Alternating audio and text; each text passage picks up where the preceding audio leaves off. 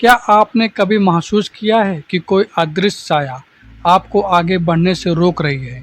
एक काली साया जो आपके हर कदम का पीछा करती है और आपको पता भी नहीं चलता कि ये असली है या सिर्फ एक भ्रम है। आज की कहानी आपको बताएगी कैसे एक साधारण युवक ने इस रहस्यमयी काली साया का सामना किया और उसकी जिंदगी हमेशा के लिए बदल गया। नमस्ते दोस्तों, मैं हूं मनीष शर्मा और आप सुन रहे हैं शर्मा वॉइस पर एक अनसुनी रहस्यमयी कथा जो आपको न केवल प्रेरित करेगी बल्कि जीवन की सबसे गहरी सच्चाइयों से रूबरू कराएगी।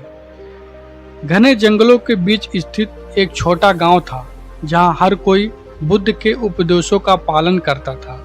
गांव के लोग बहुत शांत और संतुष्ट थे, लेकिन एक दिन गांव के बाहर एक रहस्यमयी घटना घटी जिसने सभी को हैरान कर दिया। गांव के लोग रात के समय अजीब सी काली साया देखने लगे जो अचानक से कहीं भी प्रकट हो जाती और फिर गायब हो जाती। लोग डरने लगे और समझ नहीं पा रहे थे कि ये क्या है। गांव में एक युवा लड़का था जिसका नाम रामू था।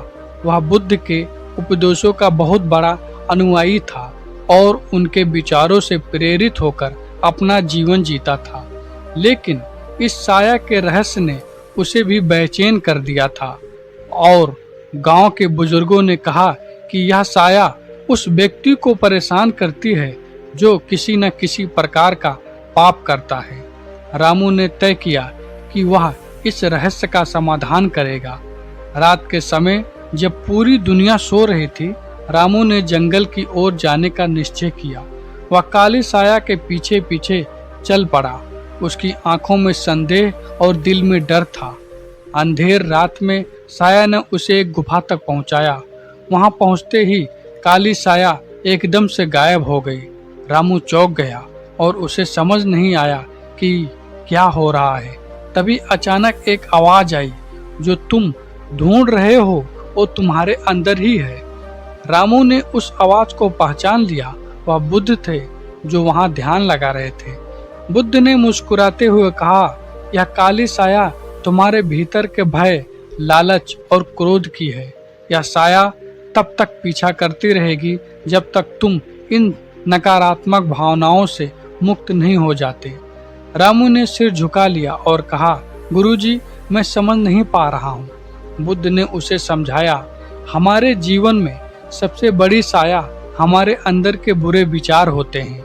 ये विचार ही हमें भटकाते हैं और जीवन में डर पैदा करते हैं।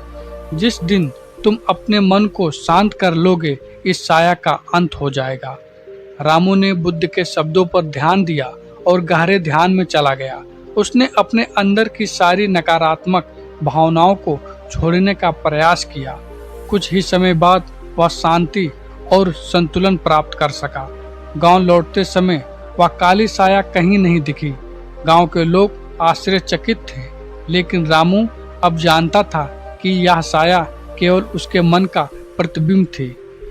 इस कहानी से हमें यह सीखने को मिलता है कि जीवन की सबसे बड़ी चुनौतियां अक्सर हमारे अंदर होती हैं। जब हम अपने डर, क्रोध और नकारात्मक भावनाओं को समझकर उन्हें छोड़ने का प्रयास करते हैं, तभी हम सच में स्वतंत्र होते हैं। जैसे कि रामू ने सीखा, जीवन में सच्ची शांति और संतोष तब मिलता है जब हम अपने अंदर की साया को हराते हैं। तो दोस्तों, अगली बार जब आप किसी ऐसे साया आपको महसूस हो, तब ये वीडियो एक बार जरूर देख लेना।